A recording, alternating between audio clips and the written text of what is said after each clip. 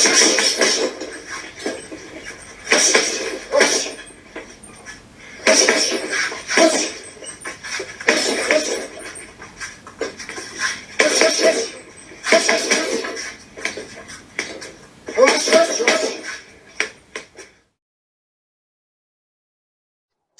Ricky, how are you doing today? Yeah, not bad. Enjoying the sun while it's out a little bit. It was raining yesterday, so yeah, no, I'm doing all right. Now you boxed at the Isle of Thanet ABC in Ramsgate. Is that where you started your boxing? It's Isle of Thanet, it's called. In Margate, my dad took me and my brother down to the local gym, which is Margate ABC, and then from there, my dad done his coaching course, and then we went. My dad started up his own club, and then yeah, I boxed for him, and that was about it. Really, it all set off from there. So your dad was the main coach who took you under his wing at the start then? Yeah, he did. Yeah. So he loved boxing. Did he box before? Do you know what? He was a footballer, and they're foster carers, my mum and dad, and because obviously the kids what come in, he likes them to get release their anger, and he was taking them to the boxing club. So then obviously me and my brother thought, oh yeah, let's try it, and yeah, we fell in love with it since from day one, really. You've seen your brother box there. You turned professional. Did your brother just do it as an amateur level? Yeah, I tell you what, he's really good. I'm gutted he didn't turn pro. He beat I don't know if you heard of him, Raza Hamza. He beat him. He got a gold medal out in Denmark. He's a really good boxer, but he didn't pursue the pro game. I think he's got a kid in that now, so I think life just took over. Now, going back in time, can you remember that first amateur bout? Any memories of that?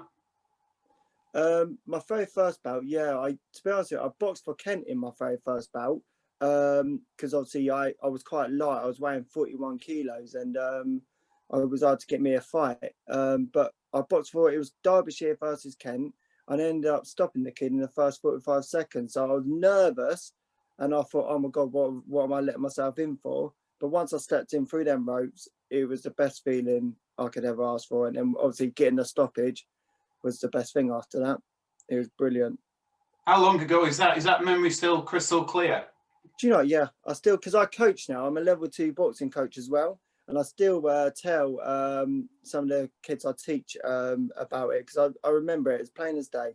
Traveling up on the coach with, obviously parents had to go back then, but it was good. My dad was the coach anyway, so it was all right. Yeah, great memories. And do you know what? That's what I like about boxing. You can make really good memories out of it. One memory that looked fantastic that you had, that you trained in Cuba at Mario Kinderland's gym. What was that experience like? Brilliant. We went there the first day, and then they invited us back the next day to show off the skills in front of all the public. So we had a chance to spar. Oh, I can't remember who they were, their names and that, but they're quite. I sparred this 51 kilo champion. Brilliant, but I got burnt the day before really badly. So yeah, the shots he was hitting me with were right, but great atmosphere. And we even donated a load of gum shields to hand wraps, because they all train out there with no shoes on or nothing.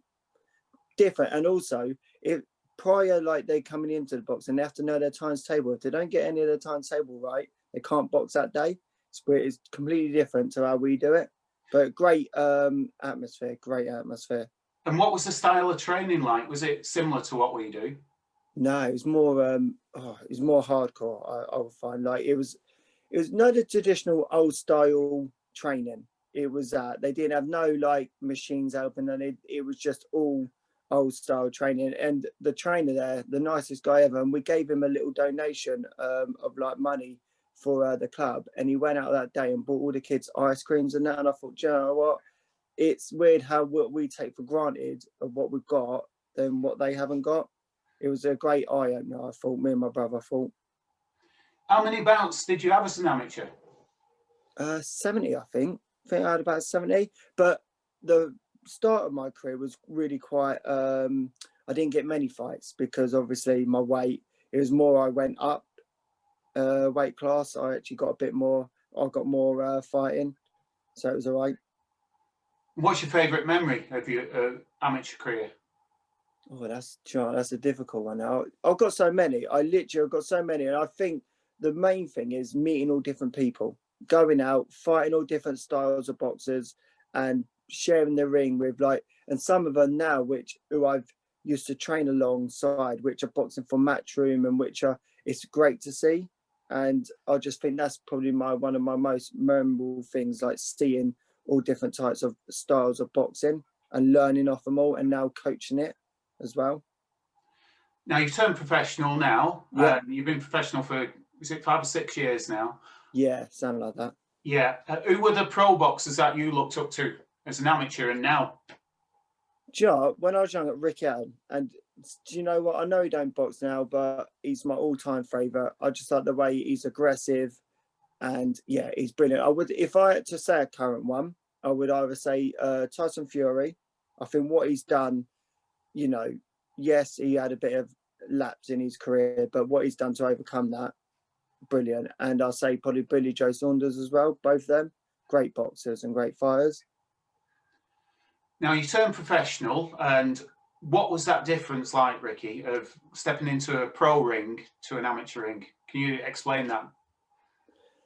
Well, I remember my first pro debut. In all fairness, I didn't sell enough tickets. It was really hard selling my tickets because obviously there was a lot of unlicensed going on back in Kent, so a lot of people were buying that because it was easy people getting knocked out. So then obviously I didn't sell enough tickets. So that was the stress. I still boxed, but when I got hit with them 8-ounce gloves the very first time, my legs went, because obviously I'm used to boxing 10s or either 12s. The minute I got with that 8-ounce glove, I was thinking, wow, what have I done? But enjoyed it. I got a draw. I thought I won it, and it did. It was a great fight, and I still remember my very first fight as a pro. It was great, and I enjoyed it. Now you class yourself as a journeyman, don't you? Yep. It's sort of an open question, this. Can you give us a little bit what you can describe sort of the life of a journeyman in boxing, which is the backbone of boxing, isn't it? Keeps it going. Yeah, well, I think different people have different ways of saying it, like the journeyman, because obviously journeyman, people see them, oh yeah, they've got a losing record, they're not so good, their record must be bad. But I had a good amateur record, and it wasn't the way I was wanting to go into the boxing, but it's happened. And I feel journeymen don't get enough credit, because we go in there, we put on a show to make the home boxer, as you say, look good. And it's hard to really say, really, because we're not there to win, but we know we could win if we wanted to. And the amount of fights I've been in on my record, I think, do you know what? Yeah, their spectators are coming to watch them, so I ain't going to embarrass them in front of them, if that makes sense. So I'm just there to make them look good. That's how I see it, and yeah, that's how I see it, really. What's that experience like? You've got the whole, 90% of the time, you've probably got the whole crowd in the opposition corner. What does that feel like? Or can you shut off to it? Sure. The very first couple of times, it took me a while to get into the journeyman role, because I was going there every fight trying to beat him, wasn't getting the decisions, and I'm thinking, I'll beat that kid. Didn't get the decision. I thought, fair enough, whatever. And then obviously my manager and he was telling me a bit about how the journeyman role works and that. And then now I just shut up from the crowd. I'm just like, whatever, they're cheering for their person, and I'll just shut off from it. I get, and believe it or not, now, because I've been around for a few years on the circuit, I actually get quite a few people cheering for me. So that helps it out a little bit. It's nerve-wracking though, but yeah, it helps it out a bit. I mean, you haven't got the typical, I have seen journeymen that come up and shell up. You certainly haven't got that style, have you? You definitely come to fight. Yeah, like I say, I do like to give it an entertaining fight. If I know I'm in there and the kid obviously has got a hard shot, and I know they could easily stop me, I do guard up a little bit, and I do throw back, but I always want to try and give it an entertaining fight, because these people pay for the money, good money, to come and watch a fight. They don't want someone in there tapping the boxer. They want a good, nice, hard fight. So yeah, I do like to give it a good go. But Leach still holding his hands up nice and high. It's a really nice right hand. He caught him there, caught him clean. He's making Leach miss. quite a bit. It's really nice head movement. Budge turns Leach round and then opens up again. Leach fires back. Tries to check the onslaught.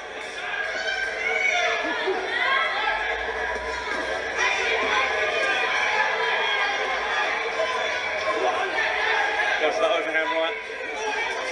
This is there, but there's a nice left hand in that melee from Leach, and now they're trading. Yeah, both men are going. And it looks like Budge will look to try and get him out. Leach now has tucked himself right up. I think one of those right hands certainly felt. Who's been the boxer, Ricky, if I can ask you the honesty of this, is that you felt like, I've got to guard against this one. You know, this is, you've been in with Gal Yafai, haven't you? Obviously, top level. Which boxers stand out? Sorry, mate, I forgot it switches. But no, I'll tell you what, Cal Yafai, yes, that was a shock to the system. When he hit me, I could take it in the head. When he hit me in the stomach, wow, what you could tell the different level from someone training every day to someone who just goes after work, goes in the gym and trains. But if I was going to say a good boxer, I would say Ryan Gardner. I lasted 4 hours, got stopped in the 4th round, but huge talent, that kid, huge talent. So yeah, I'd say him. Your manager was a very good fighter. I watched Joe Elfie. He was strong, wasn't he? Yeah, mate. And do you know what? Very first, because obviously I was with Miranda Fraser. I can't pronounce her second name. I was with her first. And then when I phoned Joe up and said, because he manages a boxer who I used to box as an amateur. And he said, yeah, go with Joe. He's brilliant. And when I went over to the gym and I started sparring, and I got winded with body shot, he got me up and went, carry on. Because if you show the boxer you're hurt, they're gonna know you got a weak side. So from that day, I've learned now, as soon as I get hit, don't show it. And he said that he used to do that. When he got hit, he just don't show it, but he's solid. And he's got bundles of knowledge, old Joe. He's putting that mask on. Easier said than done, though, isn't it? Yes, yeah.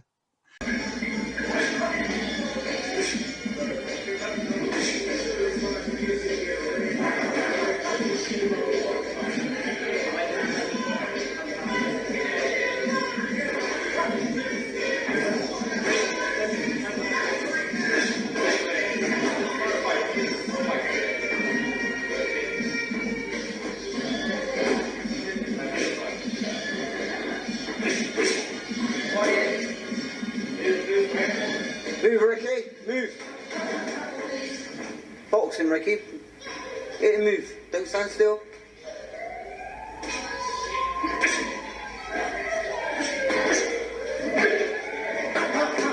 Good, then move. Just trying to learn, some of the young boxers could learn from you. What have you got any pre-fight rituals or diets before a fight? Do you know what, diet-wise, because obviously as a journeyman, it varies from, obviously I have to put on weight or I lose a bit of weight. I box from like 9 stone 2 down to 8 stone 10, so I can vary. But if I was doing it to my own boxers, I always say, box what you're comfortable at. Don't kill yourself in the diet. If you can get to that weight, do it. And my boxers, all I say to them is give it 100%. Make sure you leave that ring giving it 100% and nothing unturned. And then as long as you're happy with your performance, I'm happy. Win or lose, I think, do you know what? It takes it takes balls and everything to get in that ring. So I don't put too much pressure on my fighters. I just say, go and enjoy it. And whatever the result is, we come back to the drawing board and then start again. How hard is it? You're a teacher as well, aren't you? How hard is it to balance those two professions? Oh, mate, since COVID as well, it's been a bit annoying because I've missed out on 5 fights so far. And yeah, I won't. There were with some good boxers as well, and but because you have to have these 3 days off to get tested, and that I've missed out on all that, so that's had to be a no-go. But obviously I work 8:30 till 4:30, then I come home, then I go to the gym 3 nights a week, so then I have to try and find training with that as well. And it is pretty hard, and it's pretty difficult to balance, but no, it is pretty hard. Obviously, we've got COVID at the moment, but on a normal basis, how often would you box? Oh God, once every week I would. I think one year I think I must have been 17. When I say year in the boxing season thing, it must have been 17. And I must admit, it did take its toll on me. But with that, I wasn't sparring because I was fighting near enough every other week. So I wouldn't spar. And I was just generally fit. Since COVID had come, my fitness, well, I can fit it isn't that good at all. How important, obviously you've had a long boxing career now, and you must have had plenty of support. How important has that support been to you, Ricky, to keep it going? Mate, amazing. Like I say, my number one supporters are my mum and dad. They're there, you know, since I was young. I was getting up early, running every morning, and they were there supporting me. And like now, even my friends, like, yes, I come back and I've lost, but the support I get from them, they know what it's about. They're like, well done, you've got in there. And it, you know, it's easy work for you. So the support from my friends and family is great. And I think without that, and even work colleagues, like when I come into work, they're like, oh, done very well done. And I think without that support, I think I would have been like, why am I doing this? But I enjoy it and they enjoy it. So what's your favourite memory of you as an amateur, as a professional? Do you know what? I would say I boxed 3 times now, I think, or 4 times on live TV. And I think, even though I got stopped, I think the best one was boxing against Cal Yaffa, walking out in the Leeds Direct Arena, walking out in there with all them crowds. I think it was 70 plus, something like that. Amazing, mate. So I think that would always stick with me, with the camera straight in my face. Bit embarrassing, but no, it was good. Now, your pro career is still going on, obviously, yep. But it looks like you're into coaching as well. How much do you love the coaching side, and which boxers are doing well under you at the moment? So basically, I'm not the only coach. So they've got my dad, there's Dino, Wayne. Wayne owns the boxing club, so he's like the main man, the main Sorry, coach. Which club are you at now, Ricky? Oh, sorry, mate. I'm up in Bristol now, so I'm at Whitchurch Boxing Academy. So yeah, I've moved obviously across, but yeah, I'm over in Bristol now. So obviously my dad's not a main coach anymore. He's taken a step back, but he's obviously coaching there. The main coach is Wayne. But it's great. And I think when you see a boxer come into that gym with no self-esteem or anything like that, and then the way you build them up to have that first fight, it's amazing. We've got quite a few what do you call it? Beginners at our club, but then we've got like the ones like there's Malachi, brilliant boxer. I think he's 8. He's only lost 1. Then we've got Ryan. Who else is there? George. I can't jump. My mind's gone blank. Asai. He's had 3 stopping them all. My mind's gone blank. But the way they come together as a team, they support each other. We try and make it to each other's fights. It's brilliant, mate. And I think the club, we're like a family, and I think, you know, some of them hopefully will make it quite far in the boxing game. Last couple of questions, Ricky. You do the hard bit of boxing, the real tough bit of it. What is it about the sport that you love? Do you know what? Some people think I'm crazy because I do get in there every other weekend. I'm getting beat up, really, you know, but I enjoy it. And the thing is, yeah, when I was younger, I enjoyed the training. I loved the training. I still love it now. I love the sparring. And I think the most enjoyable thing is going out and just meeting the different skill and the different talent of these fighters, and then helping them, knowing that, like Jay Harris, I boxed, knowing now that he's got a title. I think he's a world champion? I can't remember now what he is, but knowing that I shared the ring with him in his early days, to me, that's my achievement, and that I've been in there. So I boxed for a few of these challenge belts and all that lot, but I've been used as a stepping stone just to get them up there. So to me, I enjoy all part of it. And from that young lad who walked in the gym in the first place, how hard will it be when it comes time for you to hang the gloves up and not compete anymore? Oh, mate, do you know what? Every time I think about hanging them gloves out, it brings a tear to my eye, because I know deep down, probably now I should either just go, right, call it quits, but I know I've still got a few more years left in me. I want to try and make it to 100 fights, because obviously, but I want to try and make it a super bantamweight, because no super bantamweight fighter has ever made it to 100 fights as a journeyman. So that's what I want to try and achieve. But I don't know if my body allow me to. I mean, I've got a few back problems now, and I'm only 30, but I know it will be hard. I know it will be hard. My main goal as well, my end game is only my own boxing gym, my end game. So fingers crossed that will happen. That's fantastic, Ricky. All the best with your boxing career. I Cheers. hope you open that gym. Cheers, mate. Thank you.